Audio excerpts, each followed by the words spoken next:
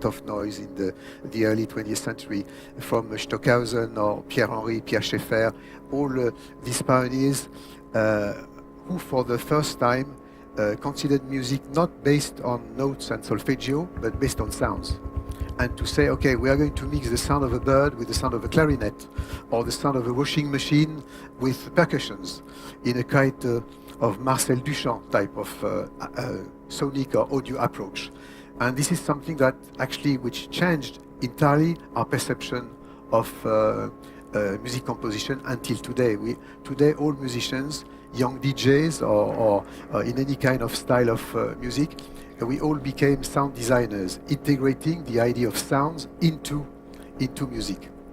And on the visual aspect, it's the same, by exploring lots of different textures. I mean, I was really inspired and influenced by people such as Pierre Soulages or Hans Hartung, or all this abstract figuration, as we said, and people such as also Dubuffet. I mean, working with textures, not to try to create, but to create emotion directly with textures and raw material. So that's something what also was a very important element in my own way. And when I look back, and when we were preparing just these visuals to share with you, is the idea of a journey through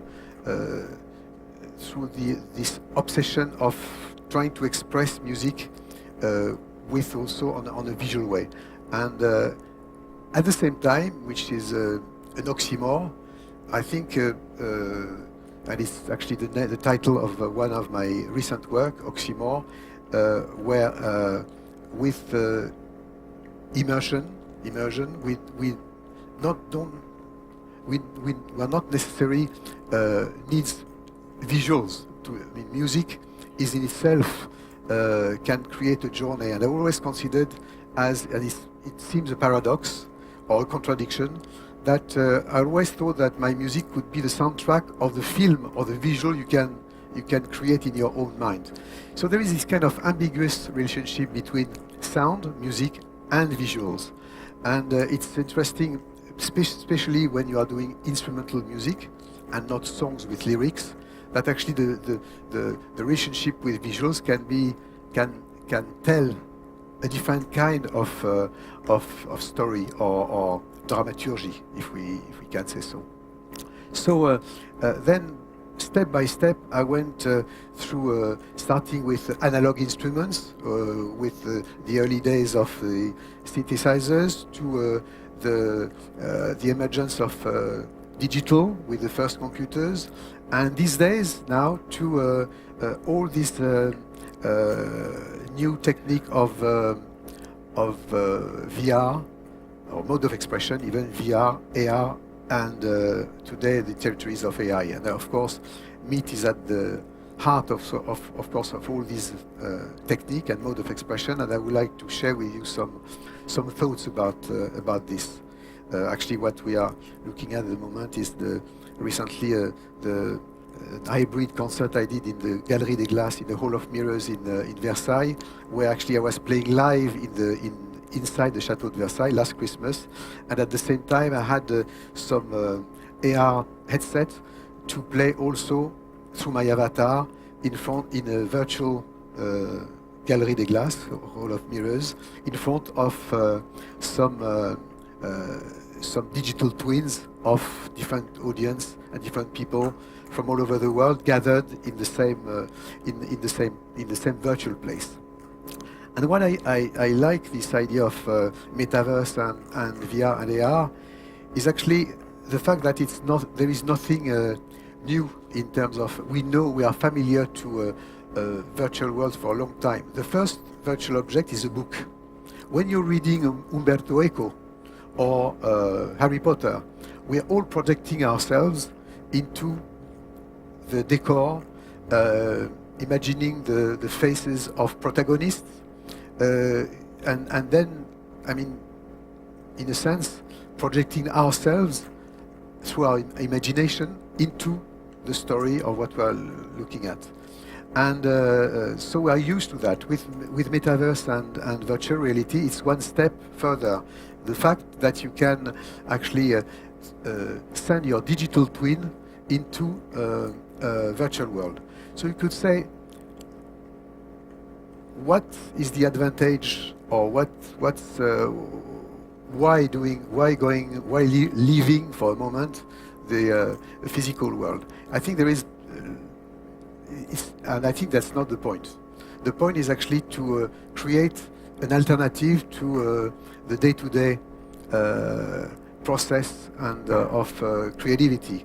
The fact that, for instance, you can reach some people that, for, I would say, geographic reasons or social reasons or reasons of handicap, who have difficulties to attend to a concert, to an exhibition, to an opera, and through these new tools, you can reach them. I would like just to tell you a short anecdote about this. When I was rehearsing this concert at Château de Versailles last Christmas, we were rehearsing, and then I decided with my headset to go into the virtual gallery, and just to have a contact with my audience of avatars. Don't forget that these avatars are actually real people. Behind these avatars, real people, and this audience, some people were in Brazil, some people were in China, some people were in France or in Italy, and there is one. You had one girl there. She was from Manchester, and she was very excited. She was asking lots of questions, and and so I asked her about who she was, and I discovered that she was handicapped. She was a tetraplegic, and she was, for the first time, she had the feeling to attend to a live event, to a concert, and to dance for the whole evening. So this is what Metaverse is able to offer. You know, we should forget even the technological aspect of it, but the poetic aspect, the human aspect of it is very important. And it reminded me to this moment, at the moment of the Frères Lumière, when the cinema has been created.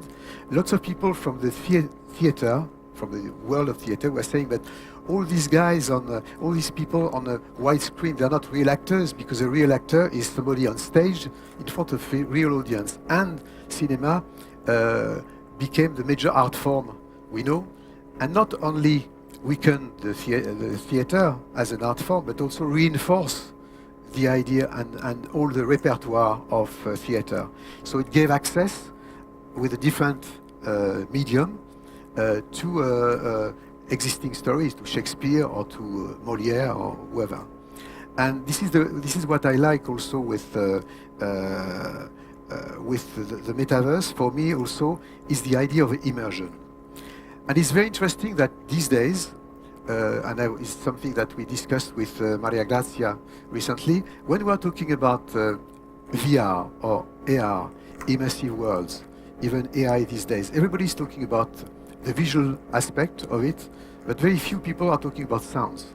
And if you think of it, the visual field for human being is 140 degrees, but when the audio field is 360 degrees. So if the sound and music are going to be at the heart of these new mode of expressions, and this is the reason why that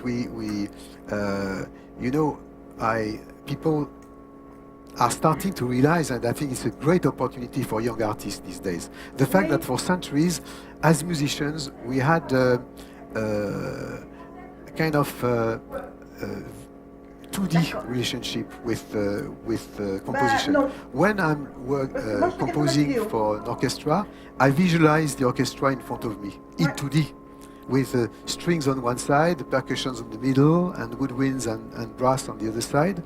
When I'm in studio, I have speakers in front of me. When we are in a concert, we have either the orchestra in front of us or the PA systems. So we have this kind of relationship, a 2D relationship with music, where sound is not like this for human beings. When we are looking at, when we are listening, for instance, even in this room, you can hear my voice, but you can hear also the air conditioning or some other sounds behind you, and and people whispering on each side. So you have this kind of 360 space that has not been explored yet. And the big excitement for new generation these days is the fact that you can actually, for the first time, you are going to be able not to be in front of your music, but inside the music.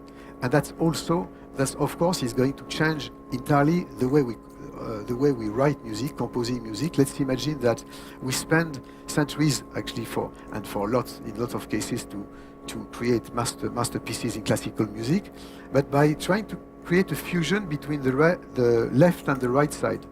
But now let's imagine that you can have the string section behind here, and then moving this string section to this place, where the woodwinds or the brass could move somewhere, not as a gadget, not as a gimmick, but to create a different range of emotions, like the emotions we have when we are experimenting sounds in our day-to-day life in 360.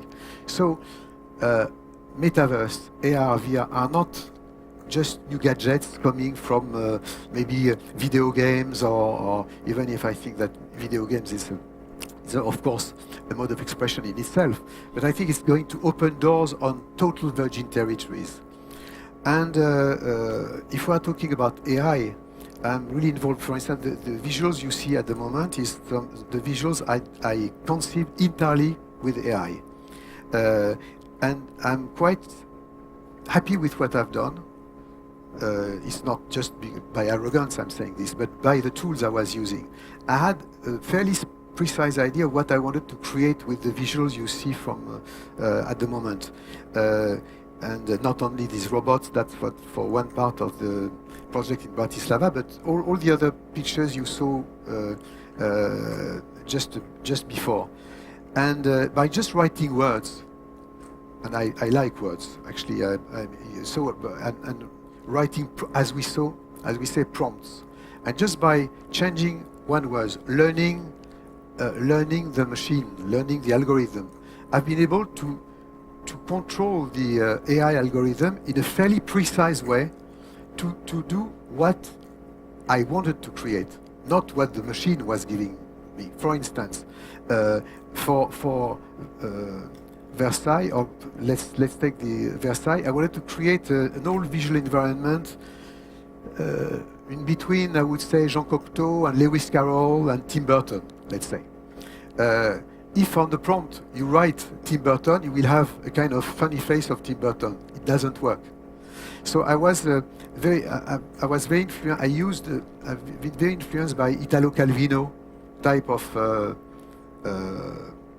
style, by writing sentence a little bit in Italo Calvino style, not taking the text, but being inspired by the structure of the sentence. Because for people who knows a little bit about prompts, what's quite amazing, if you change the order of one word, or if you point a question mark or instead of an exclamation mark, it's going to change the perspective, you're going to change the color. So we have to tame the beast, if I can say so. And that is very exciting. And I really consider AI tools as really as a kind of extension of my imagination. And I think we should not be scared about innovation. It's almost the human DNA to think that yesterday was better and tomorrow is going to be worse. And it's not the case, because we won't be here to share this moment together. I think that, every disruptive moment is a great opportunity for artists and beyond.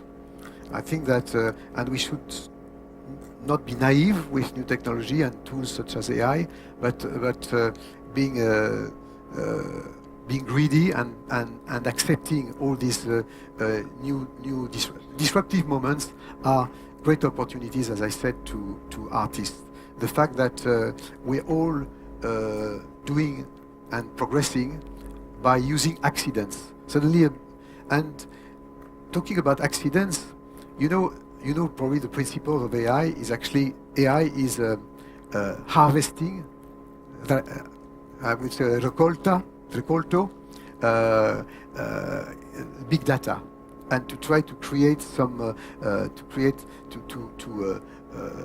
dig into the big data of the world some random elements that would give one result. By the end of the day, what are we doing as artists when we have suddenly a musical idea, for instance, or a visual idea? Where is it coming from? Actually, it's coming from your own analog data. What is what? Your memories, your culture, your environment, your family, your friends, and somewhere hidden in your brain, your brain is digging and picking some random elements from your own experience to create a kind of unexpected accident, which is going to be a new idea, and this new idea is unexpected, but actually is part of your own life. And it's what I like with AI.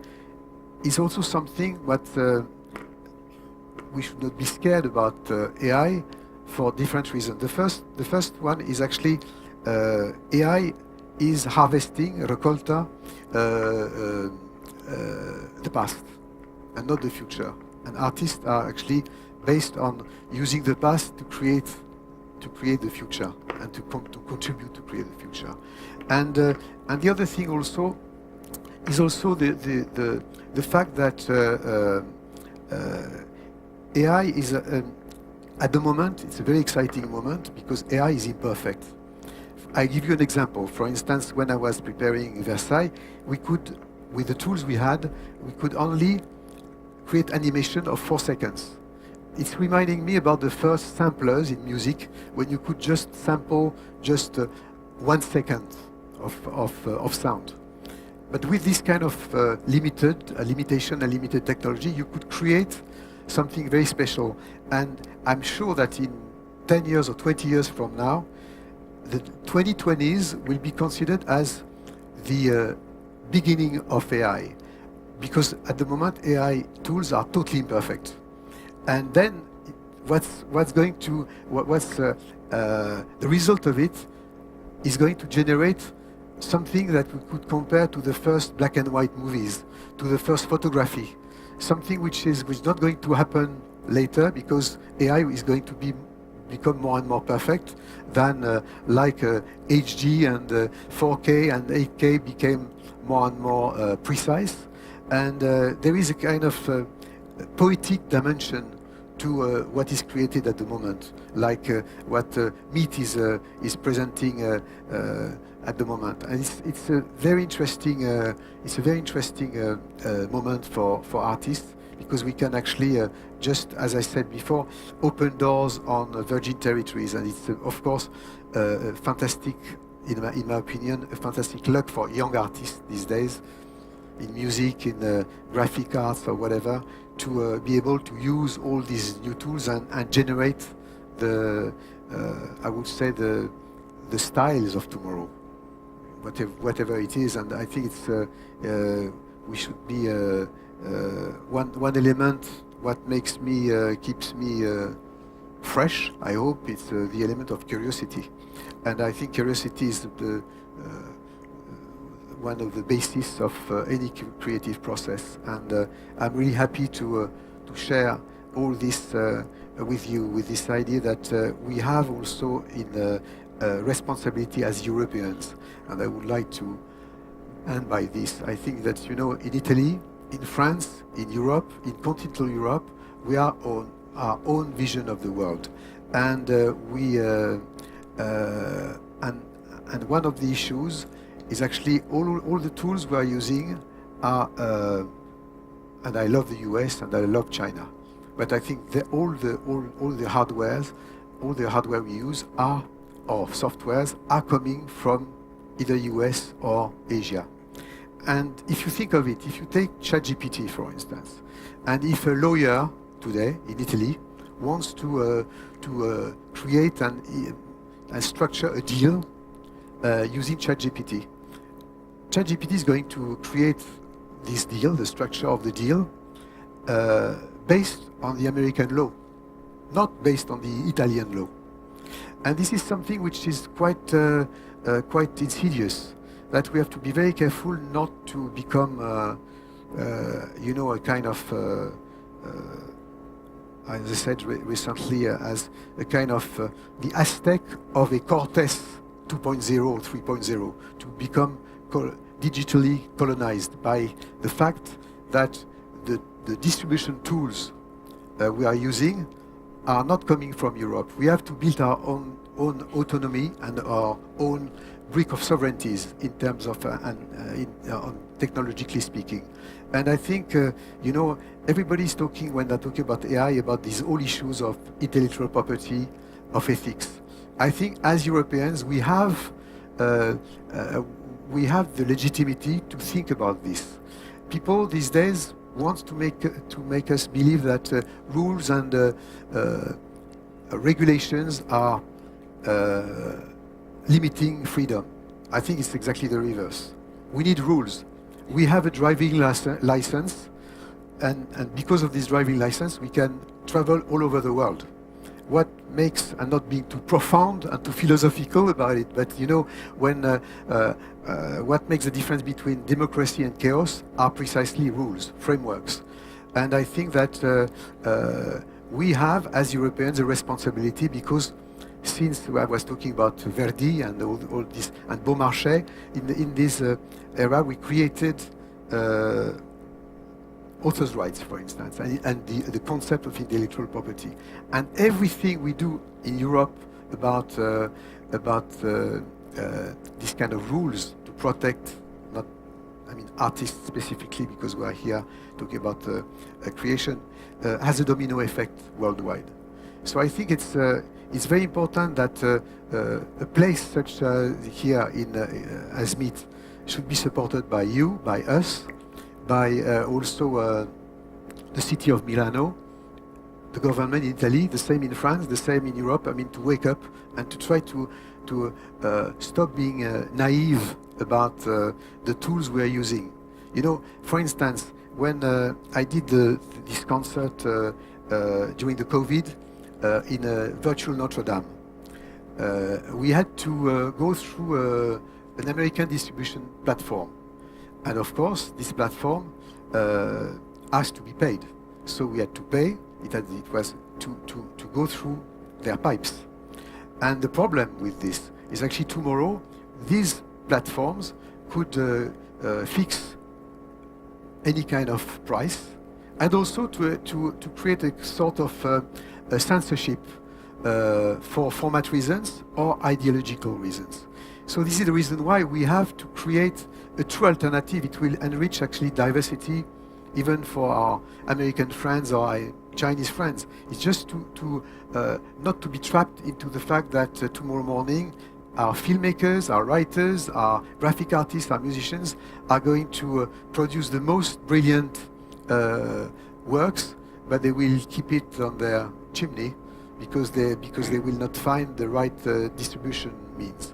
So this is the reason why a place like MIT is so important, because it's for me a kind of Agora 3.0, where you can actually discuss, exchange all these issues. And I really thank Maria Grazia to invite me and to contribute, to share some basic thoughts with you all. I don't want to be too long, because I would be very happy to exchange and to talk with you all about. If you have any questions, I would be happy to discuss and to open the discussion. And of course, I just gave you some random thoughts about what is my day-to-day life as an artist since the beginning. I would like to tell you to finish this first part before giving you the floor. A long time ago, I met Federico Fellini, and he said something that has been very important to my life. He said, Jean-Michel, I think that when I look back, it was quite old. When I look back, I think that each time I was doing a movie, I thought I was doing a totally different movie. And looking back, I think now that I feel that I always did the same one. And I think this is very, very true for all of us. If you look back and you think about Mozart, the Beatles, Tarantino, Stanley Kubrick, Pink Floyd, Umberto Eco, Victor Hugo, actually, they're all saying the same thing during their lives. It's just a declination of what we call style. And that is very also important and gives us lots of hope for the future, because whatever the tools you use, if it's a tam-tam or artificial intelligence, what matters by the end of the day is yourself. And this is something which is very important and give me quite lots of hope for the future. I think we need to be, I would say, optimistic by subversion these days. Thank you.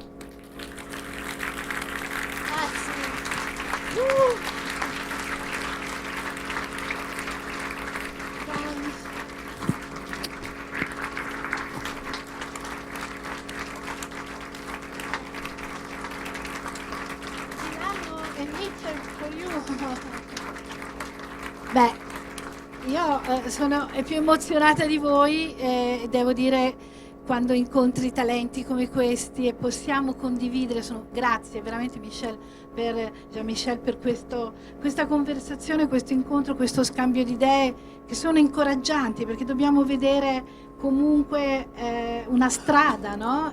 Per the future positiva, o comunque cerchiamo di vedere come questi mezzi possono veramente ancora aiutarci ad avere una visione più costruttiva, creativa. Non vogliamo essere passivi utilizzatori di tecnologie, giusto? E la creatività e l'arte è un drive straordinario, straordinario. Grazie Jean-Michel. Grazie Maria, grazie. Jean-Michel. Allora, io avrei tantissime domande da fare, ma io mi sono fissata delle parole. Ricordatevi questo tema della curiosità, veramente questo è il segno di una apertura e di un sviluppo e di una crescita creativa continua che non vede ecco, la cosa bella di tutti i miei Media Guru è che nessuno, e Jean-Michel la prova, è mai rimasto negli schemi. Sempre out of the box, sempre cercare altro, uscire da una quotidianità che magari ti schiaccia e comunque trovare altre frontiere, altre strade. No, guarda, grazie, perché quando mi sento stanca poi incontro persone così, io mi ricarico. She's the boss. No, grazie, veramente grazie a Jean-Michel. No, Jean-Michel, no, Yes. c'est toi.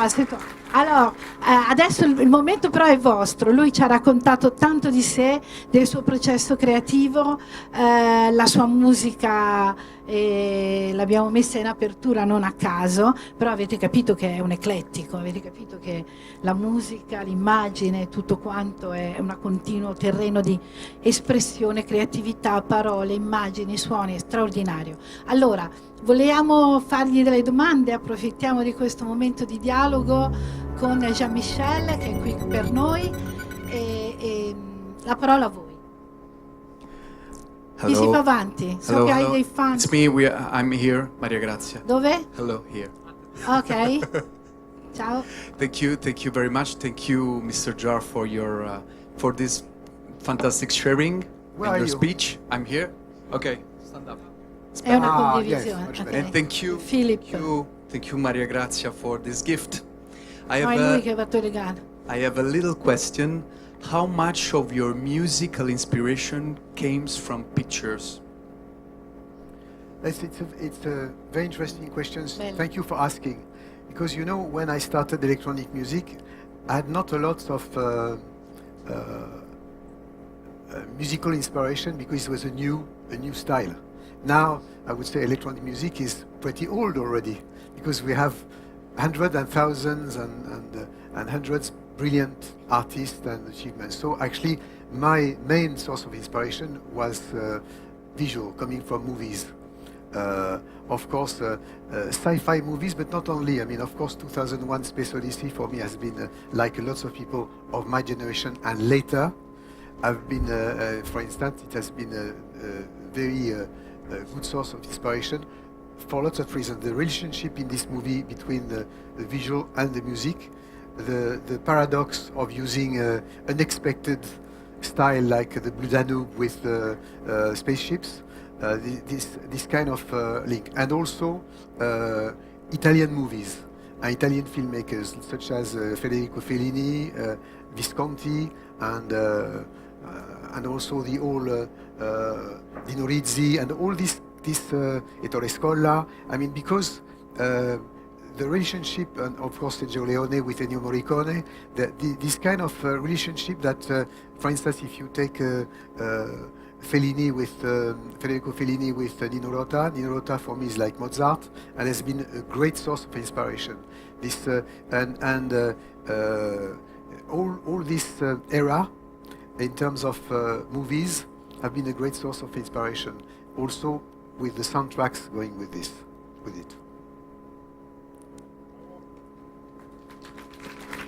Thank you. Thank Vai, them. vai. Bonsoir Jean-Michel. My name is Zin, I'm an archivist and an artist from Fondazione Scuola Bene Attività Culturali and former UNESCO archivist.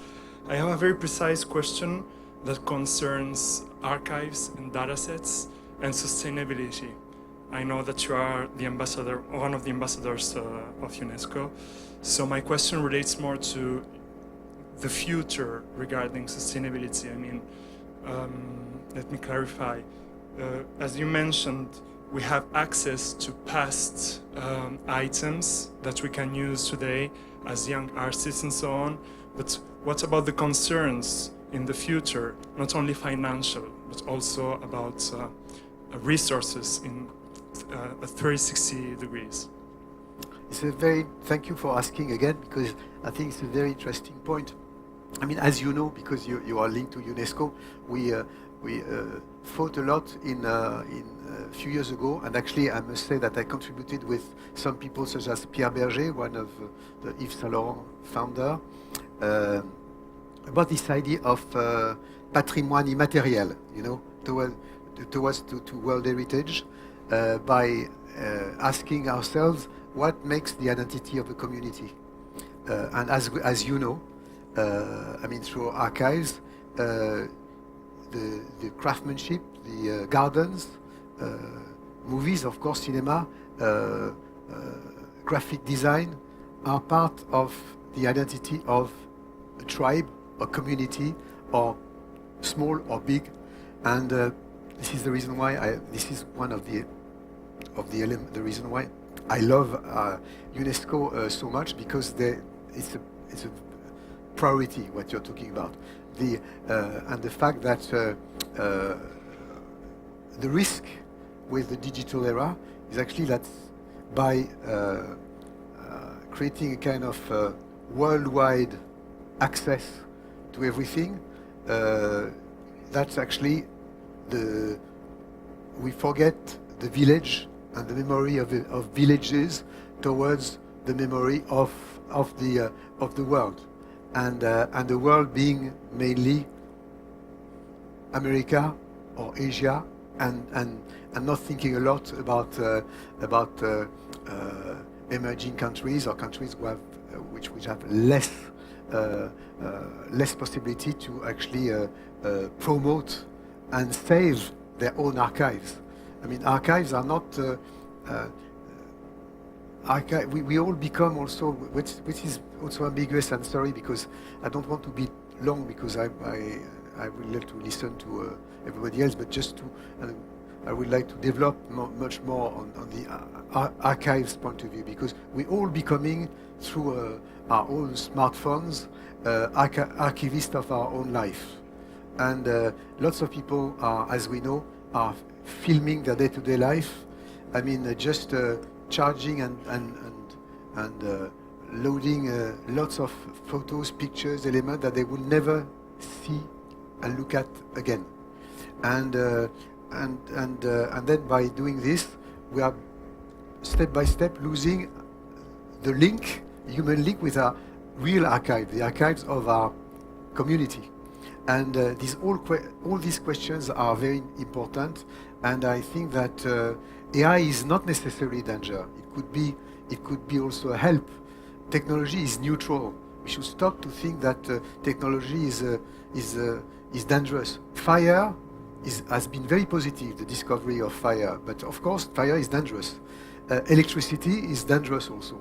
And the fission of atoms, and we saw recently a fantastic Christopher Nolan movie about Oppenheimer. We know how dangerous it can be, and AI is the same. So it's us to actually use the tools at the right in the right direction. But thank you for asking. Bravo.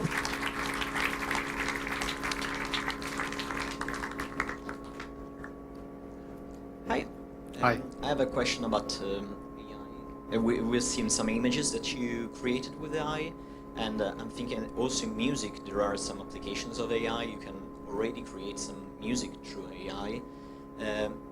I know, having used it myself, that it's not as easy as some people might think, especially if you have a very precise vision in your head. But for maybe less demanding people, it could be very easy, even without a vision.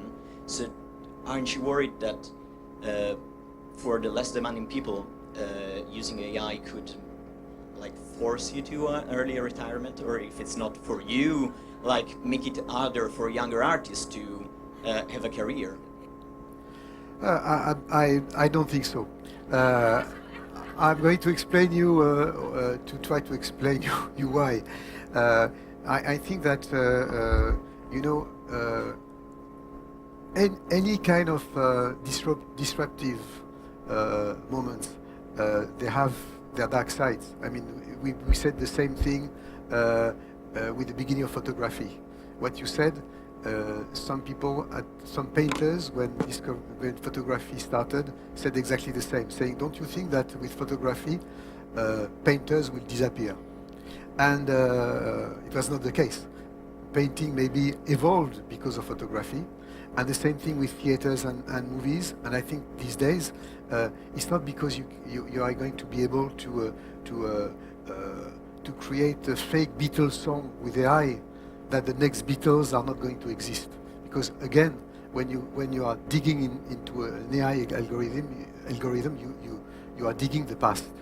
And what's interesting with an artist is suddenly an artist is coming with the same, in Western music, with the same 12 notes.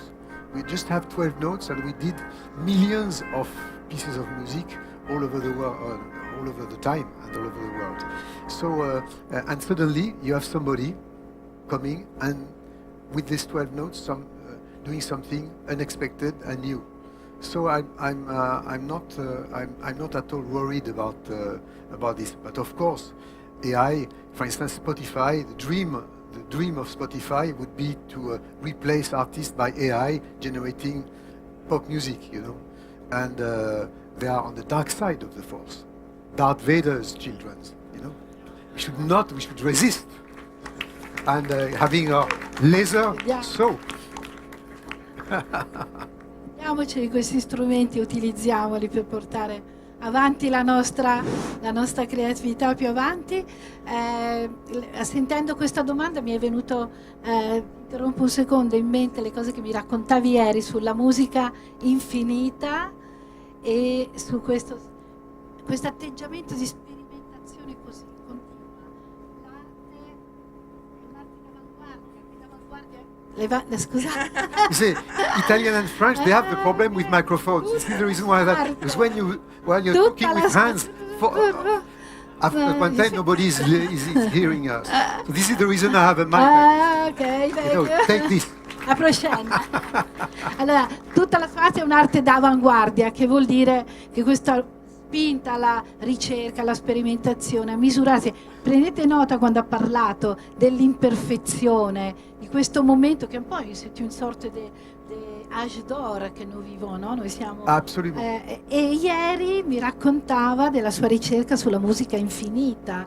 Yes, you want me to talk about Eon a little bit? Nous Yes. avons parlé de la musique infinie, Absolument. de ta recherche, parce que non è che ha finito con la musica di Bratislava e si è fermato e dice adesso penso cosa fare nel futuro. Lui continua a progettare, e questa ricerca della musica infinita con l'app che ha creato EON e lo sviluppo, ci vuoi parlare un attimo di questo? Perché c'è una sorta di automatismo che non è un automatismo, è un modo per cui io almeno l'ho vissuta così, possiamo entrare, anche se non sono un'esperta di musica, in relazione con la musica ancora in maniera ancora più personalizzata. E comunque sono dei campi di ricerca e di creatività affascinanti, che hanno una storia, no? Yes, I mean, and it's also to answer to your question, if in case I have to retire, I just got an idea. Maybe I could explain to you. Sì? And it's a quite interesting project I worked 5 years ago called Eon. Eon is the Greek god of time, Chronos of the Finnish time, and the Eon is the god of or the divinity of infinite time. And the idea was to create a never-ending album, a never-ending piece of music. That based on very quickly based on something quite unusual. I for 1 year I created almost 400 modules from 30 seconds piece of music, short pieces of music from 30 seconds to 3 minutes, able to be combined to each other, and using a generative algorithm. Then all these different modules are able to be played and to be linked with each other, and the algorithm can change the tonality or the beat or by the filters, the sound of it, the texture. So what you are going to listen will never be the same. And also the idea was also to address to the audience the fact that for each listener it will be a different music. Because what you hear with the app will never happen again. Like the moment we are sharing at the moment, we know that we're never going to happen again in the same way. That was really the idea behind this app Eon that I released 5 years ago. This is still available. Unfortunately not on Android, but only on Apple. And the Eon 2 I'm going to balance the situation, and not even if we love Steve Jobs' era, a little less the post, this is a personal opinion, the neo Steve Jobs era. And so the V2 will be also Android friendly, and it's a very interesting project showing that actually I mean this music can continue after my death and after yours. I don't want to be too dark about it, but this is exactly what it is. So please, if Musica you have... infinita, è bellissimo. Ed è anche visualizza, no? Yes, Visualizza. it's not only an audio project, it's also audiovisual, because I worked with a Sony Computer Science Laboratory in Tokyo to create also the same kind of generative concept on a visual point of view. I'm not entirely satisfied with the visual side, even on a pure graphic point of view. It's very interesting, but I wanted to improve. I would like to improve the kind of randomness with the music. But the music, which is really, and I think it's working quite well. If you have the opportunity, you can experiment it. Is actually it's never the same thing. And you can't do anything except by, if you don't like it, you just press stop and play, and it will go in a different direction. It's quite. È come la vita. Yes, exactly. È That's come right. la vita. Or if we could No? Ci sono play, questi momenti. if we could play stop and going into a different io vorrei- direction, it's something that could be useful sometimes. Yes. C'era ancora una domanda? O due, Bonsoir, non so. Monsieur Jarre. Bonsoir. Très ému de vous voir en face.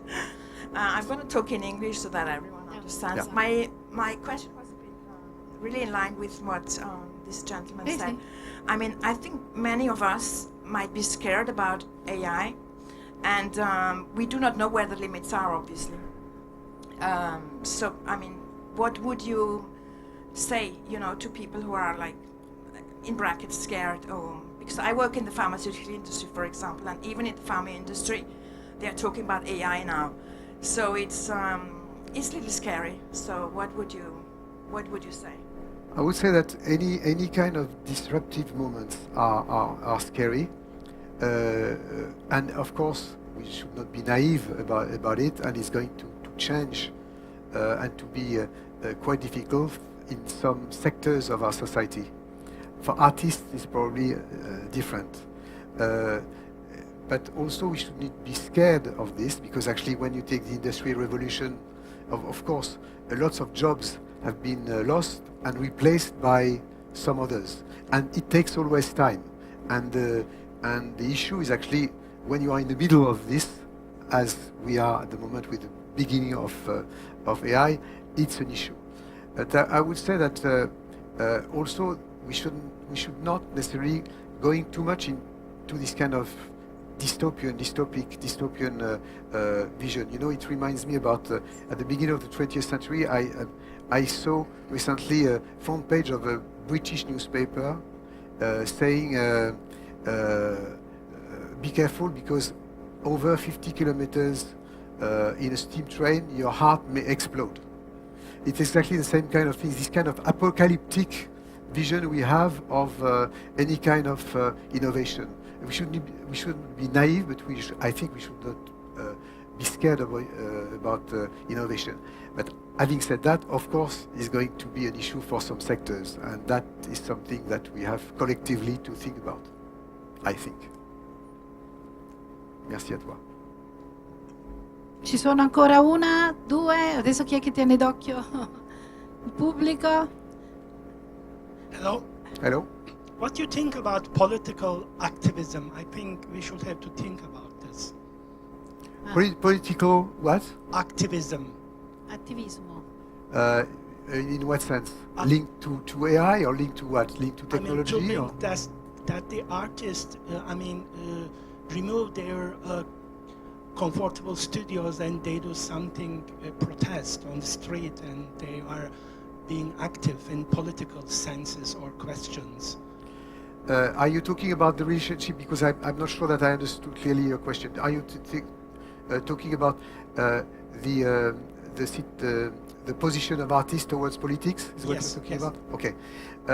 You know, I grew up with somebody very important, like lots of French or Latin kids, considering that your mom is a model. My mom was a real model to me. And she was a great figure of the French resistance. And she taught me, she's been caught 3 times by Nazis. She escaped 3 times.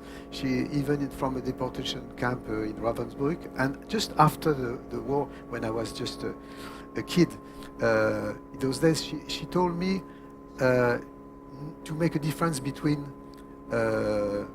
ideology and people, between the Nazis and German people. It was not that common those days. And she told me about as an artist being actually aware of all this all over the world, to be, for instance, against all kinds of boycott. And I know that lots of my colleagues are not necessarily sharing this view, and I think they're wrong. Because you know, we are living in democracy where we have freedom of speech, where we are free, and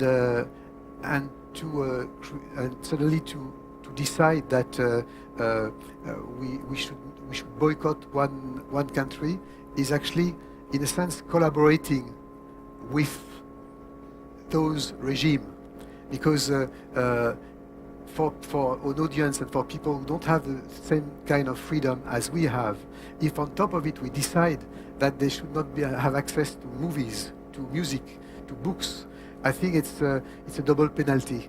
And I think we should never be scared of going into countries, even if we don't agree with the regime and with the politics, because actually culture should be a Trojan horse, a cheval de Troie.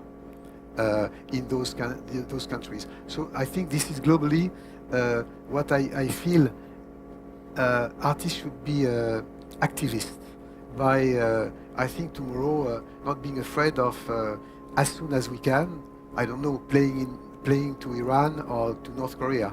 Because I think that